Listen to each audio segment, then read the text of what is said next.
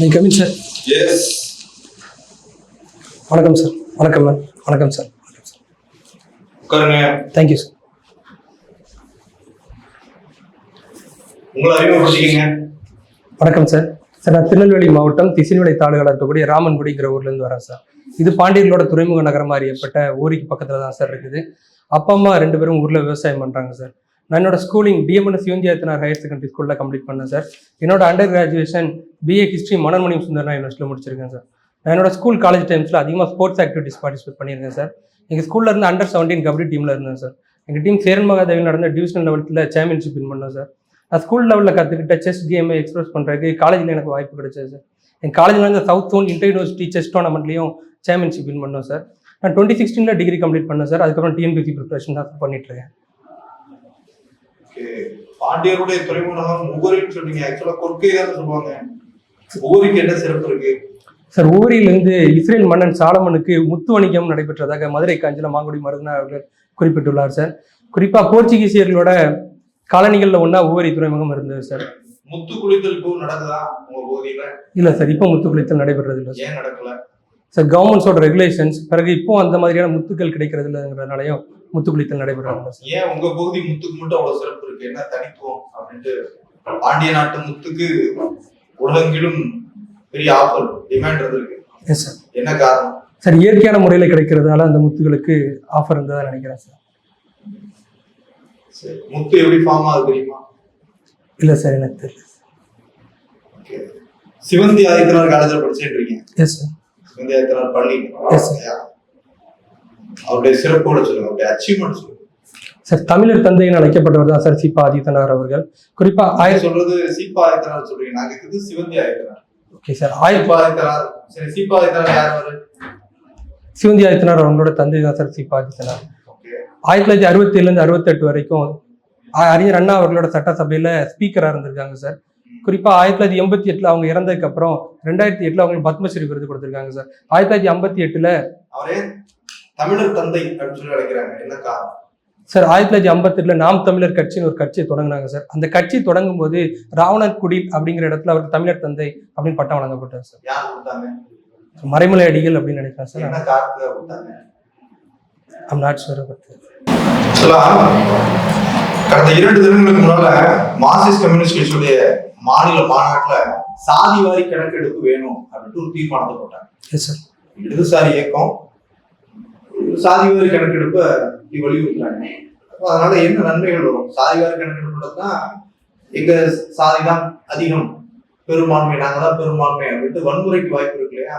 இருந்தும் ஏன் இந்த சாதிவாரி கணக்கெடுப்பை நடத்த சொல்லி கேட்கிறாங்க சார்? ஒரு அப்டேட்டட் டேட்டா கிடைக்கணும் அப்படிங்கிறதுக்காக அதை கேட்குறாங்க சார். எந்தெந்த கம்யூனிட்டிஸ் இந்த சாதிவாரி கணக்கெடுப்புனால கொடுக்கப்பட்ட ரிசர்வேஷன் இதில் யார் பயன்பட்டு இருக்கா, இன்னும் யார் இதில் பயன்படாமல் இருக்கா, ஒரு சப் கேட்டகரைசேஷன் அந்த கம்யூனிட்டிஸில் கொடுக்கணும் அப்படிங்கிறதுக்காக சாதிவாரி கணக்கெடுப்பு அவங்க மறுபடியும் கேட்குறாங்க சார். பிறகு ஒரு சில கம்யூனிட்டிஸ் பற்றின ஒரு மித்தம் இருக்குது சார். அந்த கம்யூனிட்டிஸ் நாங்கள் தான் அதிகமாக இருக்கோம், எங்களுக்கு என்ன ரிசர்வேஷன் கிடைக்கல அப்படிங்கிற மாதிரியான கொஸ்டின்ஸும் போயிட்டு இருக்கு சார். குறிப்பாக கர்நாடகத்தில் சொல்ல போனால் லிங்காயத் கம்யூனிட்டி அவங்க இன்னுமே தங்களுக்கான இடஒதுக்கீடுக்காக போராடிக்கிட்டு இருக்காங்க.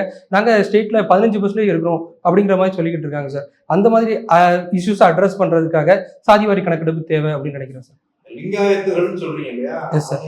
தனி மதமாவே அறிவிக்க சொல்லிலாம் கோரிக்கை வச்சாங்க. Yes sir. அது ஏதாவது தெரியுமா உங்களுக்கு? சார், லிங்காயத்துங்கிற சிவனை முழு முதல் தெய்வமா வழிபடக்கூடியவங்க தான் சார் லிங்காயத் அவர்கள். நம்ம தமிழ்நாட்டில் இருக்கக்கூடிய ஐயாவளி அதே மாதிரி இந்துக்கள்ல நாங்கள் இந்துக்கள் இல்லை, எங்களை தனிப்பிரிவா நீங்க ரெகக்னைஸ் பண்ணணும் அப்படிங்கிற மாதிரி கேட்டிருக்காங்க சார். இதெல்லாம் சரியான போக்கா? இந்த ட்ரெண்டை நீங்க எப்படி பாக்குறீங்க சார்? இன்னுமே இது பல இன்னும் செக்ரிகேஷன், அது இன்னும் பிரிவினைக்கு தான் வழிவகுக்கும். கண்டிப்பா சார். சார், ஹிந்துஸ்ல இருந்து பிரிவுகள் இன்னுமே அதிகமாக தான் சார் நினைக்கிறேன். லிங்காயத் அவங்க எங்களை நீங்க இன்னும் தனி மதமா அறிவிங்கும் போது அவங்களுக்கான ரிசர்வேஷன், அவங்களுக்கான இடஒதுக்கீடு இதெல்லாம் பார்க்கும்போது இன்னுமே அதுக்கு மற்ற மதங்களும் எங்களையும் தனியா அறிவிங்க அப்படின்னு ஃபர்தரா கேட்கறதுக்கான ஒரு வாய்ப்பா தான் சார் இதை பாக்குறேன். மார்க்சிஸ்ட் கம்யூனிஸ்ட் தான் இதை தீர்மானத்தை போடுறாங்க. அதுல சிபிஐல மார்க்சிஸ்ட், சிபிஐல மார்க்சிஸ்டுக்கும் சிபிஐக்கும் என்ன வித்தியாசம் சார்? சிபிஐங்கிறது லெனின் அவங்களோட ஐடியாலஜியை ஃபாலோ பண்ற சிபிஐன்னு நினைக்கிறேன் சார். மார்க்சிஸ்ட்ங்கிறது கால் மார்க்ஸ் அவங்களோட ஐடியாலஜியை ப்ரிஃபர் பண்றாங்கன்னு நினைக்கிறேன் சார். எல்லாருமே மார்க்சியவாதிகள் தானே. அப்போ லெனினை பின்பற்றுறவங்க கால் மார்க்ஸை பின்பற்றலையா சார்? அவங்களுக்குள்ள ஏற்பட்ட ஒரு ஸ்பிரிட்னால அவங்க சிபிஐஎம்னு சொல்லி ஃபார்ம் ஆகிருக்கலாம் சார். சமீபத்தில் பாத்தீங்கன்னா கம்யூனிஸ்ட் கட்சியுடைய அந்த ஐடியாலஜிஸ்டான கார்ல் மார்க்ஸ் சில வைக்கிறதா சொல்லிட்டேன் தமிழர் அவருடைய கான்ட்ரிபியூஷன் சொசைட்டிக்கு அவருடைய கான்ட்ரிபியூஷன். சார் ஜெர்மனியை சேர்ந்தவர் தான் சார் கார்ல் மார்க்ஸ். ஒரு மிகச்சிறந்த பொது உடைமைவாதி தான் சார். குறிப்பா அவர் தன்னோட ஏழ்மை நிலையிலையும் தன்னோட பொது உடைமை சித்தாந்தத்தை கடைசி வரை ஃபாலோ பண்ணவர் தான் சார் கார்ல் மார்க்ஸ் அவர்கள். குறிப்பா விதைத்தவன் உறங்கலாம், விதைகள் உறங்குவதில்லை, இந்த மாதிரியான ஒரு உயர்ந்த எண்ணங்களை நோக்கி கொண்டு போனவர் தான் சார் கார்ல் மார்க்ஸ் அவர்கள். அவரோட தாஸ் கேபிட்டல்ங்கிற புத்தகம் வந்து சமதர்மவாதிகளின் பைபிள்னே அழைக்கப்படுது சார். ஆனா வந்து சிலர் என்ன சொல்றாங்க அப்படின்னா கம்யூனிசம் வந்து காலாவதியான சித்தாந்தம் அப்படிலாம் சொல்றாங்க. சரியா சார்? நிறைய ஸ்டேட்ஸ்ல ஒரு டைம்ல ரூல் பண்ணிட்டு இருந்த கம்யூனிசம் ஐடியாலஜி இப்போ வந்து குறைஞ்சிருக்கிறதுனால கம்யூனிசத்தை காலாவதியான சித்தாந்தம்னு சொல்றாங்க சார். ஆனா இன்னுமே அது இந்தியாவிலேயும் அதிகபட்சமான ஸ்டேட்கள்ல கான்ட்ரிபியூட் பண்ணிட்டு தான் சார் இருக்காங்க. ஸோ ரீசெண்டாக டீலிமிட்டேஷன் கமிஷன் அமைக்கிறாங்க இல்லைங்களா? Yes sir. அந்த அமைப்பு மற்றும் அதன் அதிகாரம் பற்றி சொல்லுவீங்களா? சார் ஆர்டிகல் 82 தான் சார். அதுல எவ்ரி சென்சஸ்க்கு அப்புறம் ஒரு டீலிமிட்டேஷன் கமிஷன் ஃபார்ம் பண்ணணுங்கிறது கான்ஸ்டியூஷன்ல கொடுத்துருக்காங்க சார். அதன் அடிப்படையில் சென்சஸ்க்கு அப்புறம் எலெக்ஷன் கமிஷன் பிரசிடென்டோட ஒப்புதலோட டீலிமிட்டேஷன் கமிஷன் ஃபார்ம் பண்றாங்க சார். அது எதுக்காகனா இந்தியாவோட பொலிட்டிக்கல் மேப்பை ரீஆர்கனைஸ் பண்றதுக்காக தான் சார். பார்லிமெண்டரி கான்ஸ்டியூஷன்சியா இருக்கட்டும், ஸ்டேட் கான்ஸ்டியூஷன்சியா இருக்கட்டும், அதோட பவுண்டரிஸ் ஃபிக்ஸ் பண்றதுக்காக, அதோட நம்பர்ஸ் ஃபிக்ஸ் பண்றதுக்காக கொண்டு வரப்பட்டது தான் சார் டீலிமிட்டேஷன் கமிஷன். அதோட அதிகாரம் எந்த அளவுக்கு சார்? அவங்களோட அதிகாரத்தை எந்த ஒரு கோர்ட்டுமே கொஸ்டின் பண்ணக்கூடாது, ஜுடிஷியல் ரிவ்யூ அதில் வராது, அவங்களோட டிசிஷன் ஃபைனல். அதுதான் சார் அவங்களோட எல்லை மீறின அதிகாரம். ஒரு ஜுடிஷியல் ரிவ்யூ வராம இருக்கக்கூடிய ஒரு அதிகாரத்தை கொடுத்தது சரின்னு நீங்க நினைக்கிறீங்க? சார் ஆக்சுவலா எலெக்ஷன் கமிஷன் ஒரு கான்ஸ்டியூஷனல் பாடி சார். அவங்க கான்ஸ்டியூஷனல் பாடி அவங்களோட செயல்முறைகள்ல ஜுடிஷியல் தலையீடு இல்லாம இருக்கும்போது அவங்க இண்டிபெண்டா செயல்பட முடியும் அப்படிங்கறதுக்காக அந்த இது கான்ஸ்டியூஷனல் ப்ரொவிஷன் கொடுத்துருக்காங்க சார். கான்ஸ்டியூஷனல் பாடியோட இதுல வந்து ஜுடிஷியல் ரிவ்யூ இருக்கக்கூடாதுன்னு நீங்க சொல்ல வரீங்க அப்படின்னு எடுத்துக்கிட்டேன். சரி இல்லை சார், எலெக்ஷன் கமிஷன் அவங்களோட பணிகளை சிறப்பாக செய்யறதுக்காகவும், ஏன்னா எவ்ரி 10 இயருக்கு ஒருக்கா கண்டிப்பா டீலிமிட்டேஷன் கமிஷன் பண்ணுவாங்க. அதை பண்ணும்போது எப்பவுமே ஜுடிஷியல் ரிவ்யூ போகும்போது அந்த கேசஸ் முடிகிற வரைக்கும் அந்த சீட்ஸை ஃப்ரீஸ் பண்ணி வச்சுட்டு இருப்பாங்க சார். அதனால அது வரைக்கும் அந்த கேசஸ் போகக்கூடாதுங்கிறதுக்காக அவங்களோட டிசிஷன்ஸை ஃபைனல் ஆக்கியிருக்காங்க சார். ஓகே, தமிழ்நாடோட பாப்புலேஷனை இன்க்ரீஸ் பண்ணுறதுக்கு என்னென்ன ஸ்ட்ராட்டஜிஸ் நம்ம எடுக்கணும்னு கேட்குறேன். தமிழ்நாடோட பாப்புலேஷன் இப்போ ஸ்டெபிளைஸாக இருக்குன்னு நினைக்கிறேன் சார். அதை இன்க்ரீஸ் பண்ணணும்னா மக்கள்கிட்ட போதுமான அவேர்னஸ் கிரியேட் பண்ணாலே போதும் சார். பாப்புலேஷன் இன்க்ரீஸ் பண்ணுறதுனால என்னென்ன பெனிஃபிட் வரும், டெமோகிராஃபிக் டிவிடெண்ட் கண்டிப்பாக இன்க்ரீஸ் ஆகும், ப்ரொடக்டிவ் கம்யூனிட்டிஸ் கொஞ்சம் அதிகமாவாங்க, கன்சம்ஷனோட ப்ரொடக்ஷன் அதிகமாக இருந்தால் நம்ம ஸ்டேட்டோட எக்கனாமிக் க்ரோத் அதிகமாகும். இந்த மாதிரி விழிப்புணர்வுகளை பண்ணுறது மூலமாக கண்டிப்பாக அதிகப்படுத்தலாம் சார். வேணா ஹெல்த் செக்டர்ஸில் கான்ட்ரிபியூஷன் அதிகமான இன்வெஸ்ட்மெண்ட் வந்து கவர்மெண்ட் வந்து ஹெல்த் செக்டரில் பண்ணிட்டு இருக்காங்க சார். அது சார் பிரைமரி ஹெல்த் சென்டர், அதே மாதிரி இந்த நோய்களை ஆரம்பத்திலே கண்டறியறது மூலமாகவும் நம்மை காக்கும் இந்த விஷயத்துல நம்ம வந்து கான்ட்ரிபியூட் பண்ணணும். இந்த இடத்துல கேட்கலாம் சார். மெட்டர்னல் மார்டாலிட்டி அதை குறைக்கிறதுக்காக பண்ணலாம் சார். வேறு சைல்டு டெத் அதை குறைக்கிறதுக்காக பண்ணலாம். வேறு ஏதாவது கம்யூனிகபிள் டிசீஸ் வரும்போது அந்த கம்யூனிகபிள் டிசீஸை ப்ரிவென்டிவாக அதுக்கான ஸ்டெப்ஸ் எடுக்கிறதுக்காக பண்ணலாம் சார். ஸோ ஒரு பர்டிகுலர் ஸ்டேட்டோட பாப்புலேஷன் ஸ்டெபிலைசேஷன் சொல்லுங்க. எப்போ ஒரு ஸ்டேட்டோட பாப்புலேஷன் ஸ்டெபிலைஸ் ஆச்சு அப்படின்னு சொல்ல முடியும்? எதை வச்சு சொல்லுங்க சார்? டிஎஃப்ஆர் ரேட்டை வச்சு சொல்லலாம் நினைக்கிறேன் சார். டோட்டல் ஃபெர்டிலிட்டி ரேட் இப்போ தமிழ்நாடோட டோட்டல் ஃபெர்டிலிட்டி ரேட் வந்து 1.7 1.8 இருக்குதாங்க சார். இது வந்து ஒரு ஸ்டெபிளைஸ்டான ரேட். ஏன்னா 2.1 ஸ்டெபிளைஸ்டு பாப்புலேஷன் தான் அப்படின்னு சொல்லி 1976 நேஷனல் பாப்புலேஷன் பாலிசியை சொல்லியிருக்காங்க சார். அதனால தமிழ்நாடோட பாப்புலேஷன் ஸ்டெபிளைஸ் தான் சார் இருக்கு. 1.7 1.8 அப்படிங்கிறீங்க. Replacement level 2.1. Yes sir. எதை வச்சு நீங்க ஸ்டெபிளைஸ்டு சொல்லுங்க சார்? 2.1 தான் சார் ஸ்டெபிளைஸ்டு பாப்புலேஷன். தமிழ்நாடோட பாப்புலேஷன் ஸ்டெபிளைஸ்டு பாப்புலேஷனோட கம்மியாக தான் சார் இருக்கிறாங்க. அதனால தான் இப்போ கொஞ்சம் நமது சீஃப் மினிஸ்டர் மாண்புமிகு திரு மு க ஸ்டாலின் அவர்கள் கூட ஒரு திருமண நிகழ்ச்சிகள் கூட சொல்லியிருந்தாங்க. விரைவாக குழந்தைகள் பத்துக்கங்க, தமிழ்நாடோட பாப்புலேஷன் யங் பாப்புலேஷன் குறைஞ்சிக்கிட்டு இருக்கு, நம்ம டெமோகிராஃபிக் டிவிடெண்ட் குறையும் போது எஃப்டிஐ வந்து நமக்கு வரக்கூடிய இன்வெஸ்ட்மெண்ட் குறையும், நம்மளோட ப்ரொடக்ஷன் கண்டிப்பாக கம்மியாகும், நம்ம அதிகமாக ஹெல்த் செக்டர்ல இன்வெஸ்ட் பண்ண வேண்டியது இருக்கும் அப்படிங்கிற மாதிரி கொடுத்துருப்பாங்க sir. What is longevity dividend? சரி sir. What is longevity dividend? சரி சார், எனக்கு தெரியல சார். அப்டேட் ஆகி 1929 எக்கனாமிக் கிரைசிஸ் பத்திங்க சார். 1929 எக்கனாமிக் கிரைசிஸ் வந்து யூஎஸ்ஏ பேஸ்டாக ஆர்கனைஸ் ஆச்சுன்னு நினைக்கிறேன் சார். அதுக்கப்புறம் அப்போ அங்கே யூஎஸ்ல இருக்கிற பிரசிடென்ட் வந்து ஃப்ராங்க்லின் டி ரோஸ்வெல்ட் அவங்க வந்து ஃபிஸ்கல் பாலிசியை இம்ப்ளிமெண்ட் பண்ணியிருந்தாங்க சார். டாக்ஸ் சிஸ்டம்ல ரீஃபார்ம்ஸ் கொண்டு வர மூலமா இந்த 1929 எக்கனாமிக் கிரைசிஸை கவுண்டர் பண்ணலாம் அப்படிங்கிற மாதிரி பேசியிருந்தாங்க sir. In what way the 2008 crisis is different from 1929 crisis? Sir 2008 crisis வந்து மார்டேஜ் லோன், அந்த லோன்ஸை வந்து அந்த லேமன் மாதிரியான பேங்க்கள் தப்பாக கொடுத்ததுனால ரியல் எஸ்டேட்டுக்கு அதிகமான லோன் கொடுத்து அந்த இடத்தோட மதிப்புகள் ஆட்டோமேட்டிக்காக குறைஞ்சதுனால 2008 எக்கனாமிக் கிரைசிஸ் வந்து ஆரம்பிக்கப்பட்டது சார். இந்த குளோபலைசேஷனால 2008 எக்கனாமிக் growth வந்து ஒரு நாடுகள்ல இருந்து இன்னொரு நாடுகளுக்கு அதிகமாக பரவுச்சு சார். இதே 1929 குளோபலைசேஷன் அதிகமாக நடக்காதனால அந்த 1920 நடந்த எக்கனாமிக் கிரைசிஸ் USA பேஸ்டு ஆர்கனைஸ்டாகவே அங்கேயே முடிஞ்சிருச்சு sir. What is housing bubble? சரி சார், எனக்கு தெரியல சார். இப்போ எக்கனாமிக் கிரைசிஸ் பத்தி பேசிட்டு இருக்கீங்க. Yes, sir. இப்போ எக்கனாமிக் கிரைசிஸ் பிரசன்ட்ல இன்னைக்கு வந்திருக்கு, நேற்று இன்னைக்கு வந்துட்டு இருக்கு அப்படின்னு சொல்லி நியூஸ் எல்லாம் வந்துட்டு இருக்கு. Yes, sir. எதனால ஆரம்பிச்சது, எங்க ஆரம்பிச்சது? 1929 கிரைசிஸ் மாதிரியே இதுவும் ஒரு பெரிய கிரைசிஸா இருக்கும் அப்படின்னு சொல்லி சொல்றாங்களா? சார் எனக்கு கான்கிரீட்டா தெரியல, நான் கெஸ் பண்ணலாமா சார்? ஆமா. சார் டொனால்ட் ட்ரம்ப் அவர்களோட ப்ரொபோசல் டேக்ஸ் சிஸ்டம் ரீஃபார்ம்ஸ்க்காக அவங்க பண்ண ப்ரொபோசல்னால இவ்வளோ கிரைசிஸ் வரலான்னு சொல்றாங்க சார். யூஎஸோட பங்கு சந்தைகளே 12% வீழ்ச்சி அடைந்திருக்கு இவங்களோட டேக்ஸ் சிஸ்டம் ரீஃபார்ம்ஸ் கொடுத்ததுனால அப்படிங்கிற மாதிரி சொல்லியிருந்தாங்க சார். இப்போ வக்ஃபு வாரிய பில்லு, வக்ஃபு வாரிய சட்டம் எஸ் சார். பெரிய இஷ்யூ இருக்கு. எஸ் எளிமையா அதை சொல்லணும். சார் வக்ஃபுங்கிறது முஸ்லீம் ரிலீஜியஸ் நிறுவனங்களுக்கு அந்த ரிலீஜியஸ் ஆக்டிவிட்டிக்காக கொடுக்கப்பட்ட நிலம் சார். அதை கண்ட்ரோல் பண்ணக்கூடிய போர்டு தான் வக்ஃபு போர்டு. இப்போ குறிப்பாக அந்த வக்ஃபு போர்டுகளில் இஸ்லாம் அல்லாதவர்களை நியமிக்க 2 இஸ்லாம் அல்லாதவர்களையும் பெண்களை நியமிக்கணும்னு சொல்லியிருக்காங்க சார். அதுக்கப்புறம் போரா அக்காலிஸ்னு இஸ்லாமியர்களை 2 பிரிவு இருக்கு, அவங்க தனி வக்ஃபு போர்டு கொண்டு வரணும் அப்படிங்கிற மாதிரி சொல்லியிருந்தாங்க சார். பிறகு நீங்கள் வக்ஃபு போர்டுக்கு நிலம் டொனேட் பண்ணுறதா இருந்தால் கண்டிப்பாக 5 வருஷம் இஸ்லாமை ஃபாலோ பண்ணியிருக்கணும், இஸ்லாம் நீங்கள் கன்வெர்ட் ஆயிருந்தால் 5 வருஷம் இஸ்லாமில் இருந்திருக்கணுங்கிற மாதிரி கண்டிஷன்ஸ் கொண்டு வந்திருக்காங்க சார். பிறகு வக்ஃபு 2 பார்ட்டிக்கு இடையில உள்ள டிஸ்பியூட்டை கவுண்டர் பண்ணுறதுக்கு முன்னாடி வக்ஃபு அமைப்பில் இருந்தால் சார் ட்ரிபுனல் ஃபார்ம் பண்ணுவாங்க. இப்போ வந்து அந்த பவர்ஸ் வந்து டிஸ்ட்ரிக்ட் கலெக்டர்கிட்ட கொடுத்துருக்காங்க மேம். இன்னைக்கு காலையில் பார்த்தீங்கன்னா தமிழ்நாடோட growth rate டேட்டா ரிலீஸ் ஆயிருக்கும். தமிழ்நாடு எத்தனை சார்? தமிழ்நாடு ஃபர்ஸ்ட் இடத்துல இருக்குன்னு நினைக்கிறேன் சார். 9.23% வந்து growth rate இருக்கிறதா கொடுத்துருக்காங்க sir.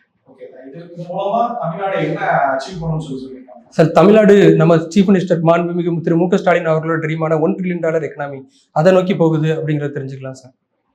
$1 trillion economy of Tamil Nadu versus $5 trillion economy of India. Yes sir. அவங்க என்ன ஸ்ட்ராட்டஜி ஃபாலோ பண்றாங்க, நம்ம என்ன பண்றோம் சார்?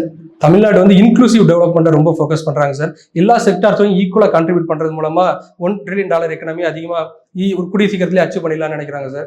இந்தியன் கவர்மெண்ட்டும் அதிகமாக மேனுஃபேக்சரிங் செக்டார்ஸுக்கு ரொம்ப ப்ரொமோட் பண்ணுறாங்க சார். குறிப்பாக மேக் இன் இந்தியா மாதிரியான பிளான்ஸு, இந்த ஒரு எக்கனாமிக் காரிடார்ஸு, ரயில்வே எக்கனாமிக் காரிடார்ஸ், இந்த மாதிரி மேனுஃபேக்சரிங் செக்டார்ஸுக்கு அதிகமாக ப்ரொமோட் பண்ணுறாங்க சார். அப்புறம் எக்ஸ்போர்ட் வந்து 2 தமிழ்நாடு கவர்மெண்ட்டும் இந்தியன் கவர்மெண்ட்டுமே எக்ஸ்போர்ட்டுக்கு அதிகமான பெனிஃபிட்ஸ் கொடுக்குறாங்க சார். அது மூலமாக FDI ரிசர்வை அதிகப்படுத்த முடியும் அப்படிங்கிறத அதிகமாக ஃபோக்கஸ் பண்ணுறாங்க. மேனுஃபேக்சரிங் மட்டுமே ஃபோக்கஸ் பண்றதால என்னென்ன டிஃபெக்ட்ஸ்லாம் வரும், எதிர்காலத்தில் என்னென்ன பிரச்சனைகள் எதிர்கொள்ளலாம்? கவர்மெண்ட் தப்பான பாதையில் போகுதுன்றீங்களா? Government of India sir manufacturing செக்டர்ஸ்னால அதிகமான எம்ப்ளாய்மெண்ட் ஆப்பர்ச்சுனிட்டிஸ் உருவாகும் சார். குறிப்பாக அக்ரிகல்ச்சர் செக்டர் கான்ட்ரிபியூஷன் குறையலாம் சார். ஏன்னா அதிகமான எம்ப்ளாய்மெண்ட் ஆப்பர்ச்சுனிட்டிஸ் வரும்போது அர்பனைசேஷனை நோக்கி ரொம்ப கண்டிப்பாக போவாங்க சார். அதனால பவர் ஷார்டேஜ் அந்த மாதிரியான பிரச்சனைகள் ஏற்படலாம் சார்.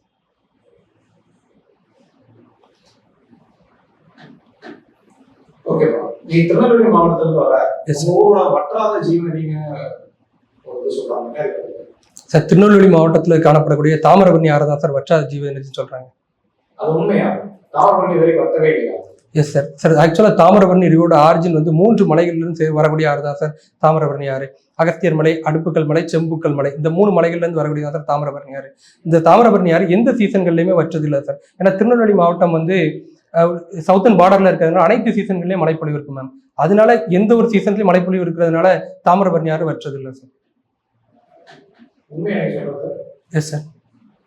தாமிரபரணிக்கும் களக்காடு மண்டலத்துறை தொழில் காப்பதற்கு ஒரு பெரிய தொடர்பு இருக்கு. சொல்ல முடியுமா?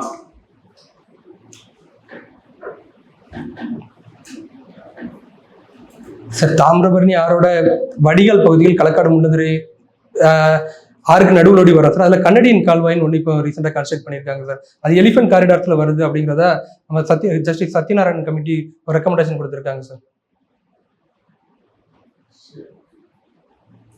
இப்போ நீங்க திருநெல்வேலி மாவட்டம் இல்லையா, உங்களுடைய டிஸ்ட்ரிக்ட்ல புவிசார் குறியீடு கொடுத்துருக்காங்க இல்லையா, ஸோ அதுல கொடுத்த பொருட்கள் எதுனா இருக்கா மேம்? எங்க டிஸ்ட்ரிக்ட் 2 பொருட்களுக்கு புவிசார் குறியீடு கொடுத்துருக்காங்க மேம். பத்தமடை பாய்க்கும் செடிப்புட்டா சேலைக்கும் கொடுத்துருக்காங்க. இப்போ ரீசெண்டா வந்து பாத்தீங்கன்னா 2 பொருளுக்கு புவிசார் குறியீடு கொடுத்துருக்காங்க. அது எதுக்கு தெரியுமா? இப்போ அதனால இன்க்ரீஸ் ஆயிருக்கு. அதாவது வந்து பாத்தீங்கன்னா தமிழ்நாடு செகண்ட் லெவலுக்கு வந்து புவிசார் இருக்கக்கூடிய ஸ்டேட்லேயே செகண்ட் லெவல் இருக்கு. ஸோ டோட்டலா எத்தனை புவிசார் குறியீடு தமிழ்நாடு வச்சிருக்காங்க தெரியுமா? தமிழ்நாடு 64 புவிசார் குறியீடு வச்சிருக்காங்க மேம். முதல் இடத்துல உத்தரப்பிரதேசம் 75 பொருட்களுக்கு புவிசார் குறியீடு பெற்றிருக்காங்க மேம். குறிப்பா கும்பகோணம் வெற்றிலைக்கும் கன்னியாகுமரி மாவட்டத்தோட தோவாளை மாலைக்கும் கொடுத்துருக்காங்க சார். என்ன மாலை கொடுத்துருக்காங்க சார் மணி மாலைன்னு நினைக்கிறேன் சார். மாணிக்க மாலை. மாணிக்க மாலை. இப்போ திருநெல்வேலி டிஸ்ட்ரிக்ட்ல இருக்கக்கூடிய ஃபேமஸான ஒரு பர்சனாலிட்டி பத்தி எதனா சொல்லுங்க. ஃபேமஸ் பர்சனாலிட்டி வேவு சிதம்பரம் அவர்களே சொல்லலாம் சார். செக்கிழுத்து செம்மல் நடைபெற வேவு சிதம்பரனார் அவர்கள் ஆங்கிலேயருக்கு எதிராக எக்கனாமிக் நேஷனலிசம்ங்கிற ஒரு ஆக்டிவிட்டியை கையில் எடுத்தவர் தான் மேம் வேவு சிதம்பரனார் அவர்கள். குறிப்பா பிரான்ஸ் அரசாங்கத்திலிருந்து 2 கப்பல்களை வாங்கி ஒரு செப்பரேட் ட்ரேட் ரூட்டை ஃபார்ம் பண்ணி தூத்துக்குடியிலிருந்து கொழும்பு வரைக்கும் ட்ரேட் ரூட்டை பண்ணவர் தான் சார் வேவு சிதம்பரம் அவர்கள். சாதி கலவரங்கள், சாதி மோதல்கள் இருந்துகிட்டே இருக்கு. லாங் டர்ம் விஷனாக இருக்கான தீர்வுகள் என்ன நீங்க பாருங்க சார். ஃபண்டமெண்டல்ஸ் சேஞ்ச் ஆகுது, இது லாங் டேர்ம்கான தீர்வு. குறிப்பாக திருநெல்வேலி மாவட்டங்களில் தற்போதைய நிலவரப்படி சாதிய மோதல்கள்ங்கிறத விட சாதிய தூண்டல்கள்னால அதிகம் பாதிக்கப்படுது சார். இதுதான் நமது மாண்புமிகு சபாநாயகர் அப்பா அவர்களுமே குறிப்பிட்டிருப்பாங்க சார். சாதிய மோதல்கள் திருநெல்வேலி மாவட்டங்கள்ல இல்லை, சாதிய தூண்டல்கள் காணப்படுதுன்ட்டு. குறிப்பாக திருநெல்வேலி மாவட்டங்களில் மட்டும்தான் ஒரு சில இடங்கள்ல ஆணவ கொலைகளை சரின்னு பேசுறது, அந்த ஆணவ கொலைகளில் ஈடுபடுறவங்களை ஹீரோஸ் மாதிரி ப்ரொஜெக்ட் பண்றது, இந்த மாதிரியான பிரச்சனைகள் திருநெல்வேலி மாவட்டங்களில் காணப்படுது சார். இந்த பிரச்சனைகளால யங்ஸ்டர்ஸ் ஈஸியாக மேனிபுலேட் ஆகிடுறாங்க சார். இதுக்கு இப்போ நம்ம தமிழக அரசால் அறிவிக்கப்பட்ட ஹானரபிள் ஜஸ்டிஸ் சந்துரு கமிட்டி அவங்களோட ரெக்கமெண்டேஷன்ஸ் அதை எஃபெக்டிவா நம்ம இம்ப்ளிமெண்ட் பண்ணும்போது ஸ்கூல்ஸ் லெவல்ஸ்லேயே இதை கண்ட்ரோல் பண்ணலாம் சார். அப்படிப்பட்ட இடத்துல ஒரு ஆர்டிஓவா போஸ்ட் அப்பாயிண்ட் பண்றாங்க. ஸோ நீங்க வந்து அந்த ஏரியாவில் இருக்கக்கூடிய இந்த ஸ்கூல் கிட்ஸ் அவங்களே இப்போ நிறைய பேர் பார்த்தீங்கன்னா ஸ்கூல் சில்ட்ரன்ஸே நிறைய விக்டிமாவாங்க. எப்படி நீங்க தடுப்பீங்க சார்? ஸ்கூல் லெவலில் ஸ்போர்ட்ஸ் ஆக்டிவிட்டிஸை நல்லா என்கரேஜ் பண்ணலாம் சார். அது கம்யூனிட்டி லெவலில் ஒரு குறிப்பிட்ட ஜாதிங்கிறது ஸ்கூல் லெவலில் வராது சார். இப்போ குறிப்பிட்ட அந்த ஸ்ரீவைகுண்டம் பிரச்சனை கூட ஸ்கூல் லெவலில் 2 ஃப்ரெண்ட்ஸ்க்கு இடையில உள்ள சண்டை தான் சார். அது வீட்டுக்கு போகும்போது ஃபேமிலி பிரச்சனையாகவும் அவங்க ஊருக்கு போகும்போது ஜாதி பிரச்சனையாக மாற்ற தான் சார் படுது. அந்த மாதிரி பிரச்சனைகளை ஸ்கூல் லெவல்லே கவுண்டர் பண்ணுறது மூலமாகவும் ஸ்கூல் லெவலில் அதிகமாக அந்த ஜாதி கயிறுகள் கையில் கட்டுறது அதை தடுக்கிறது, ஜாதிய மார்க்குகள் ஃபோர்கேட்டில் போடுறது அதை தடுக்கிறது. இப்போ ஹானரபிள் ஜஸ்டிஸ் சந்துரு கமிட்டி அவங்களே சொல்லியிருந்தாங்க, திருநெல்வேலி மாவட்டங்களில் தான் ஸ்கூல்ஸில் அதிகமாக ஜாதிய பேர்கள் காணப்படுது, அதெல்லாம் கண்டிப்பாக நீக்கணும். ஜாதிய பேர்கள் இருக்கும்போது மாணவர்கள் மத்தியில் ஜாதிய எண்ணங்கள் தோன்றும், இதை கண்ட்ரோல் பண்ணணும்னு சொல்லியிருந்தாங்க சார். அப்புறம் கம்யூனிட்டி ஆக்டிவிட்டிஸும் ஃபாலோ பண்ணுறது மூலமாகவும் இந்த ஜாதிய எண்ணங்களை குறைச்சிக்கலாம் சார். ஜாதிகள் தானே நடத்தவே செய்யறாங்க. நீங்க சொல்லக்கூடிய எய்டட் ஸ்கூல்ஸ்க்குள்ள நடத்துறதே வந்து சில சாதிய வகுப்புகளை சேர்ந்த அந்த இனக்குழுக்கள் தான் நடத்துறாங்க. அப்படி நீங்க எடுக்க முடியும் சார். அதை அவங்க சொல்லி புரிய வைக்கணும் சார். நீங்க குறிப்பிட்ட ஜாதி ரீதியான பள்ளிகளை அது வந்து ப்ரொஜெக்ட் பண்ணப்படும் போது மற்ற ஜாதியை சேர்ந்த மாணவர்களுக்கு ஒரு இன்செக்யூரிட்டி ஃபீல் ஆகும். அது அவங்க ஜாதி பள்ளி அப்படிங்கிற எண்ணம் தோன்றிடும். அந்த மாதிரி எண்ணங்கள் தோன்றாம இருக்கணும்னா நீங்க ஜாதிய பெயர்களை நீக்குங்க, பொதுவான பெயர்களை வைங்க. உங்க ஜாதிய தலைவர்கள் பேரை கூட நீங்க வைக்கலாம், ஆனா அது ஜாதிய பெயர்களா அதை நீங்க முன்னிறுத்தாதீங்க அப்படின்னு அவங்கள்ட்ட சொல்லும் போது அவங்க புரிஞ்சுக்கிடுவாங்கன்னு நினைக்கிறேன் சார். ரீசெண்டா பாத்தீங்கன்னா சில ஐபிஎஸ் ஆபீசர்ஸ் ட்ரான்ஸ்ஃபர் பண்ணாங்க. டிஜிபி நிலையில ஒரு பெரிய மாற்றம் நடந்துச்சு. யார் தெரியுமா ஒரு ட்ரான்ஸ்ஃபர்? சரி சார், என்னால் ரீகலெக்ட் பண்ண முடியல சார். ஓகே, நிறைய அப்கிரேடேஷன் நடந்துச்சு. நகராட்சிகள் மாநகராட்சிகளாக மாற்றப்படுறது. சில டவுன் பஞ்சாயத்துல ஒரு 7 பேரூராட்சியில நகராட்சிகளாக தரம் இருந்தாங்க. இந்த ஊர்கள்ல இருக்கட்டும், நகராட்சியாக அப்கிரேட் பண்றதுக்கு என்னென்ன கிரைட்டீரியா அடிப்படையில் முடிவுகள் இருக்கிறாங்க சார்? குறிப்பா 7 நகராட்சிகளாக 7 நகராட்சிகளாக பேரூராட்சிகள் நகராட்சிகளாக மாற்றப்பட்டது சார். 30,000க்கு மேற்பட்ட மக்கள் தொகை இருக்கணும், 3 லட்சத்துக்கு கம்மியான மக்கள் தொகை இருக்கணும் சார். இந்த 30,000 மக்கள் தொகையில 50% மேற்பட்டவங்க வந்து ஓட்டிங் 18 வயசுக்கு மேற்பட்டவங்களா இருக்கணும் அப்படிங்கிறது கிரைட்டீரியா கொடுத்து அவங்க பண்ணாங்க சார். சரிதானா? 30 சொல்லுது. இந்த கிரைட்டீரியா ஃபிக்ஸ் பண்றதுக்கு ஆக்ட் எதுவும் இருக்கா sir? 74th constitutional amendment act 1993 அதுபடி அவங்க சொல்லிருக்காங்களா? சரிதானா? தமிழ்நாட்டில் அதை ஃபாலோ பண்ணி தான் பண்ணிட்டு இருக்கோமா? தமிழக அரசு தங்களோட 76th அமெண்ட்மெண்ட் ஆக்ட் 1994 பஞ்சாயத்து சட்டம் அதை ஃபாலோ பண்றாங்கன்னு நினைக்கிறேன் சார். பஞ்சாயத்துகள் வந்து நகராட்சி டவுன் பஞ்சாயத்துல அப்ளிகபிள் ஆகுமா? பஞ்சாயத்து ராஜ் ஆக்ட் வந்து நீங்க சொல்லக்கூடிய பேரூராட்சிகள் நகராட்சிகளுக்கு அப்ளிகபிள் ஆகுமா? சரி சார், எனக்கு தெரியல sir. Okay, all the best. Thank you sir. Thank you sir. Thank you ma'am. Thank you sir. Thank you sir. Suresh IAS academy, வெற்றியின் முகவரி.